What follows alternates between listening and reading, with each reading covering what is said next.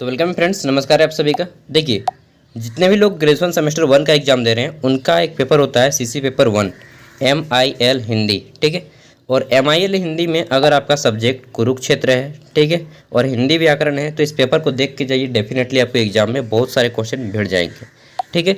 तो यह झारखंड के एक सरकारी यूनिवर्सिटी के द्वारा लिया गया पेपर है और भारत के जितने भी यूनिवर्सिटी हैं उन सभी में काम देंगे अगर आपका सब्जेक्ट हिंदी MIL में कुरुक्षेत्र और हिंदी व्याकरण है तो, ठीक है। तो चलिए देखते हैं। फुल मार्क्स 100 है, ठीक है दोस्तों। जिनमें फुल मार्क्स 100 होता है उनके लिए क्वालिफाइंग मार्क्स 40 होता है। किसी किसी यूनिवर्सिटी में फुल मार्क्स 75 होता है, वहाँ पे क्वालिफाइंग मार्क्स 30 हो जाता है, ठीक है।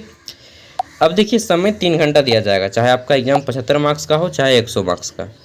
और यहाँ पे देख लेते हैं, तो यहाँ पे आपको इस पेपर में 10 ऑब्जेक्टिव हैं, फिर बहुत सारे आपके व्याकरण के एक मार्क्स के क्वेश्चन हैं, अनेक शब्दों के लिए एक शब्द है, कुरुक्षेत्र के क्वेश्चन हैं, ठीक है। तो चलिए देखते हैं।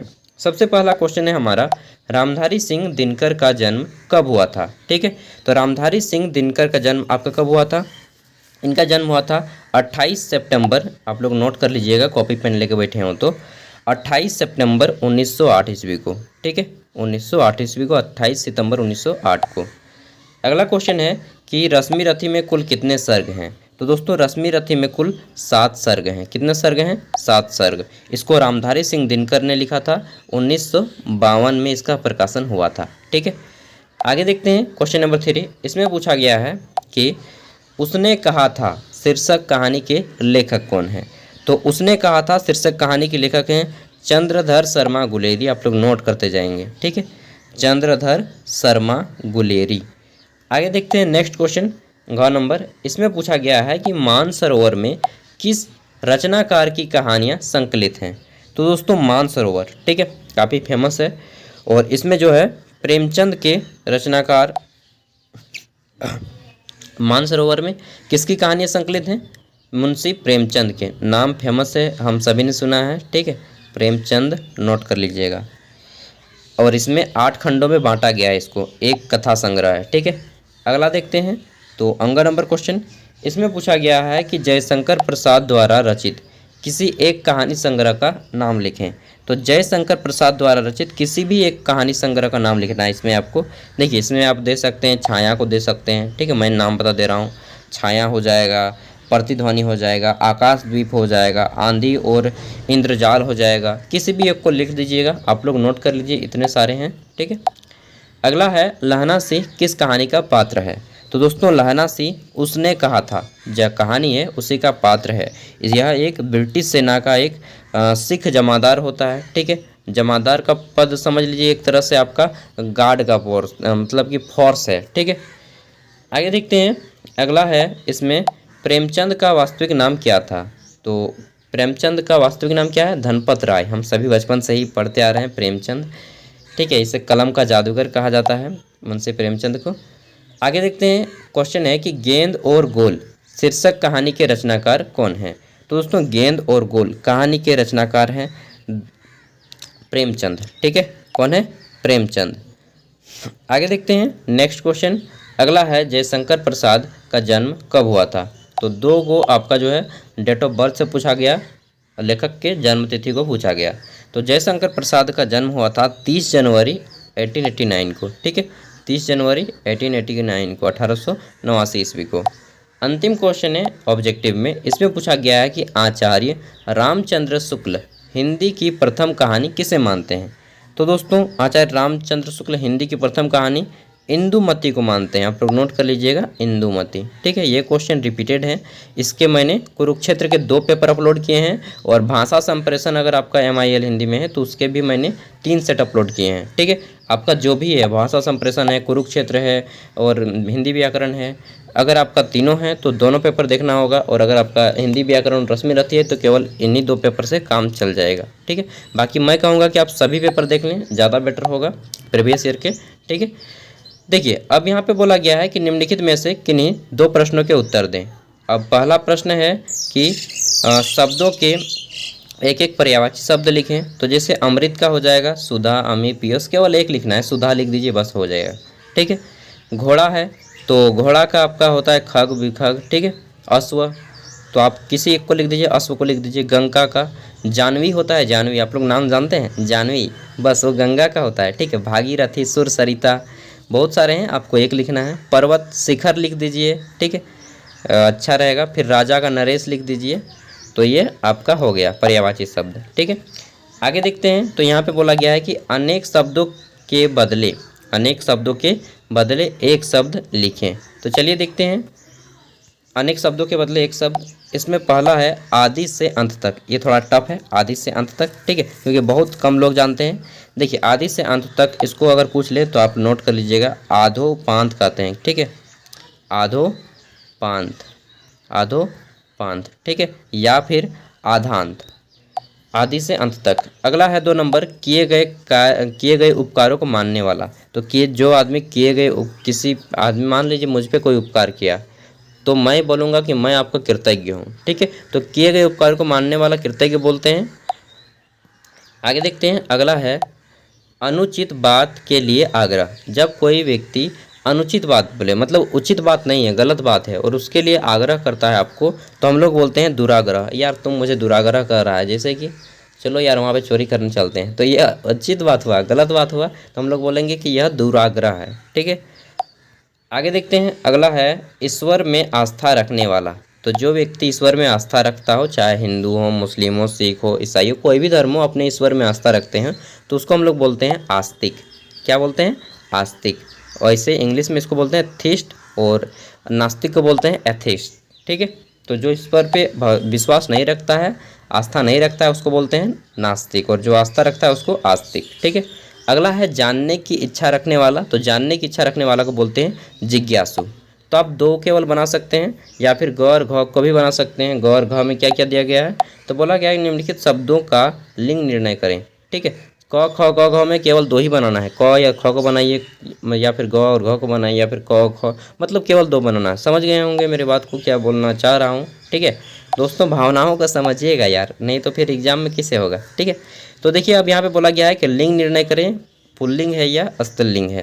तो इसमें थोड़ा सा टफ क्वेश्चन पूछा जाता है, ये नहीं पूछा जाएगा कि बैल क्या है, पुल्लिंग है या स्त्रीलिंग है, नहीं, नॉट एट ऑल। अब आपके जो है क्वेश्चन टफ आएंगे। प्रतीक्षा, प्रतीक्षा क्या है, स्त्रीलिंग है या पुल्लिंग है? तो प्रतीक्षा जो है स्त्रीलिंग है, समय से जुड़ा हुआ शब्द है, स्त्रीलिंग है। अगला है सजा। तो सजा भी एक आपका स्त्रीलिंग है, ठीक है। नेक्स्ट है आपका प्यास। तो प्यास देखिए, जल से जुड़े जितने भी चीज़ रहेंगे, सॉरी जल बोल रहा हूँ, द्रव्य चीज़ से जुड़े, लिक्विड फॉर्म से जुड़े, जैसे कि तेल हो गया, आपका घी हो गया, सॉरी घी बोल रहा हूँ, तेल, पानी, आपका जितना भी है, इन सब द्रव वाले चीज़, ये सभी आपके क्या हो जाएंगे, आपके पुल्लिंग हो जाएंगे, ठीक है। जैसे कि आपका मधु हो गया, ठीक है, शहद हो गया, ये सभी आपके पुल्लिंग हैं, द्रव से जुड़े जितने भी चीज़ हैं। तो यहाँ पे शहद दिया गया है, तो अभी मैंने बताया कि द्रव से जुड़ी जितने भी चीज़ें पुल्लिंग है, तो शहद भी आपका पुल्लिंग हो जाएगा। चना, देखिए अनाज के जितने भी चीज़ रहेंगे, जैसे कि गेहूँ हो गया, चावल हो गया, चना हो गया, जौ हो गया, बाजरा हो गया, ये सभी आपके पुल्लिंग आ जाएंगे, ठीक है। तो आई होप कि मेरी भावनाओं को आप समझ रहे होंगे और मेरी बातों को समझ रहे होंगे, ठीक है दोस्तों। चलिए आगे बढ़ते हैं, नेक्स्ट क्वेश्चन। अगर आप गह को बनाते हैं, तो यहाँ पे पूछा गया है कि निम्नलिखित मुहावरों का वाक्य प्रयोग कर अर्थ स्पष्ट करें, ठीक है। वाक्य में प्रयोग करके अर्थ स्पष्ट करने बोला है। तो घर का ना घाट का हम लोग बोलते हैं ना, आदमी घर का है ना घाट का है, दुश्मन है अनाज का। आगे देखते हैं, तो देखिए पहला है आपका घर का ना घाट का, ठीक है। तो घर का ना घाट का बोलते हैं कि आदमी कहीं का नहीं रहा ठीक है, कहीं का नहीं रहा, इसका होता है, और बोल सकते हैं कि जो कहीं का ना हो, ठीक है। आप लोग इसमें वाक्य प्रयोग कर लीजिएगा। आगे देखते हैं, किसी दोस्त का नाम ले लीजिएगा और वाक्य प्रयोग कर दीजिएगा। मुंह की खाना, मुंह की खाना मतलब है कि आपका बुरी तरह से हार जाना या परास्त होना, ठीक है। आगे देखते हैं, अगला है अंगूठा दिखाना। अंगूठा दिखाना मतलब साफ इनकार करना, ठीक है, डायरेक्टली ना कर देना, क्लियर कट, नो भाई नो, नहीं जाएंगे, जाओ तुम जाओ, ठीक है। अगला है पो 12 होना। पो 12 होना कि मतलब लाभ ही लाभ, हम लोग नहीं कहते यार उसकी तो पो 12 हो गई मतलब ऐसा वर्ड तो कोई भी यूज नहीं करता है, पो 12 आदमी समझ ही नहीं पाएगा। अगला है कलेजे पर सांप लौटना। हाँ, ये बोलते हैं कि उसके कलेजे पर सांप लौट गया, जैसे ही वह धन कमाने लगा उसके कलेजे पर सांप लौटने लगा, मतलब कि ईर्ष्या होना, जलन होना, ठीक है। किसी व्यक्ति का नाम दे दीजिएगा। अब ये हो गए हैं आपके व्याकरण वाले क्वेश्चन कंप्लीट। अब आते हैं आपके 20 मार्क्स वाले। 20 मार्क्स वाले किन्हीं 4 प्रश्नों के आंसर करने हैं। अगर आपका एग्जाम 75 मार्क्स का होगा तो 15 मार्क्स वाले किसी 4 प्रश्न का आंसर करना होगा। देखिए, अगर आपका क्वेश्चन 20 मार्क्स का रहेगा तो इसका आंसर आप लोग 500 शब्दों में करेंगे, उससे ज़्यादा नहीं लिखेंगे। अगर आपका क्वेश्चन 15 मार्क्स का रहेगा तो 300 से 350 शब्दों के बीच में करेंगे, उससे ज़्यादा नहीं लिखेंगे। ठीक है, चलिए देखते हैं।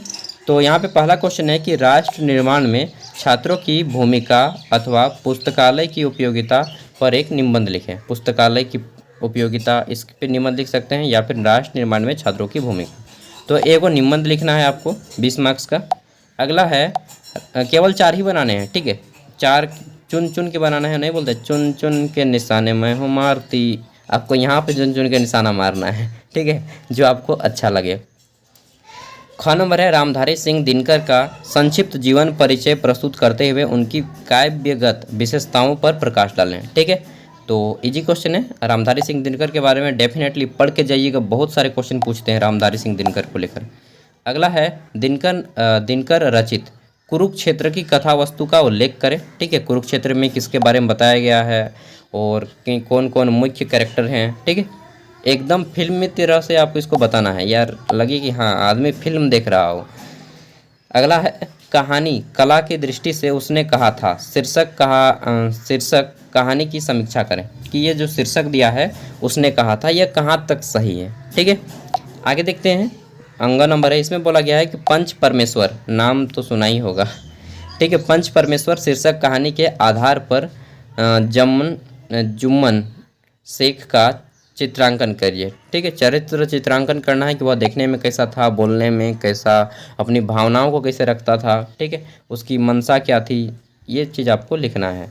अंतिम क्वेश्चन है इसमें, गेंद और गोल शीर्षक कहानी के मूल कथ्यों की विवेचना करें। ठीक है, तो ये है आपका पूरा का पूरा हिंदी MIL कुरुक्षेत्र और व्याकरण के रिलेटेड क्वेश्चन। ठीक है, इसके मैंने 2 पेपर अपलोड किए हैं, और आपका जो संप्रेषण हिंदी है, ठीक है, संचार कौशल, उसके ऊपर भी मैंने, और पत्रकारिता, उसके ऊपर भी मैंने 3 सेट अपलोड किए हैं, और इम्पोर्टेंट क्वेश्चन अपलोड किए हैं। साथ ही आपके जो है ये क्या सिलेबस भी अपलोड कर दिया है, तो आप अच्छे से देख लें। डेफिनेटली आपका एग्जाम बहुत अच्छा जाएगा दोस्तों। ऑल द बेस्ट मेरी ओर से। और अगर आपका कोई दोस्त हो प्लीज़ उन तक वीडियो को शेयर कीजिएगा। ठीक है, थैंक यू। देखिए, सुबह उठ के सबसे पहले मैं आपका काम दे दिया, अब मुझे भी पढ़ना है। मेरा भी एग्ज़ाम है, MA का फाइनल का है। ठीक है, और एग्ज़ाम है, कम्पिटिटिव एग्ज़ाम में कुछ है, तो इसी तरह से वीडियो को लाइक कीजिएगा। देखिए यार, कोई भी अगर आपको अंदर से लगता है ना कि हाँ वीडियो अच्छा है, तो प्लीज़ लाइक कीजिएगा, अपने दोस्तों तक शेयर कीजिएगा। और आप झारखंड की किसी भी यूनिवर्सिटी से हो या फिर आउट ऑफ झारखंड भी हो, अगर आपका सब्जेक्ट सेम है तो इसी तरह से आपका मैच करते जाएगा। और जहाँ तक ग्रेजुएशन की बात है, जहाँ तक मुझसे हेल्प हो पाएगी मैं हेल्प करूँगा। ठीक है, तो मिलते हैं अगले वीडियो में। मुझे भी पढ़ना है यार, पढ़ेंगे और लड़ेंगे अपने हक के लिए। ठीक है, बाय।